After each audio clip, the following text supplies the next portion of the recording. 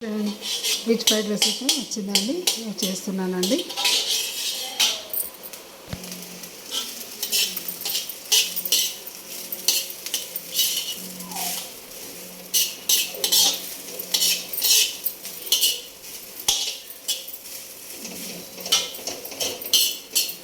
అన్నాన్ని మొత్తం ఇట్లా పుల్లలా ఉండేలా చూసుకోవాలండి. వెజ్ ఫ్రైడ్ రైస్ కదా, చూసుకోవాలండి.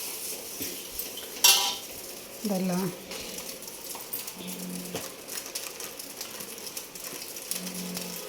అందులో ఏం వేయాలంటే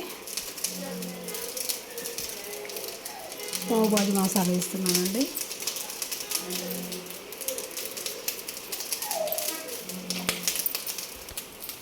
అలాగే కొంచెం పెప్పర్ అండి, అలాగే కొంచెం సోయా సాస్ అండి,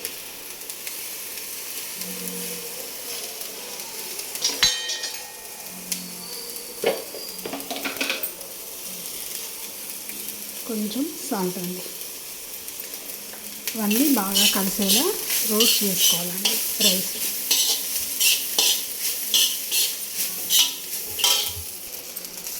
ఇలా కాసేపు రోస్ట్ చేసుకోవాలండి. వెజ్ ఫ్రైడ్ రైస్ ఏ ఫ్రైడ్ రైస్ అయినా ఇలా అండి, అంటే ఒక మెతుకు ఇంకో మెతుకు లాగా, అంటే ఒకదానికొకటి అంటుకోకుండా లేకుండా చూసుకోవాలండి. రైస్ మాత్రం అయిపోయిందండి. ఓకే, ఇలా 10 minutes దాకా బాగా ఫ్రై చేయాలండి. అన్ని మసాలాలు రైస్ పట్టుకోవాలన్నమాట.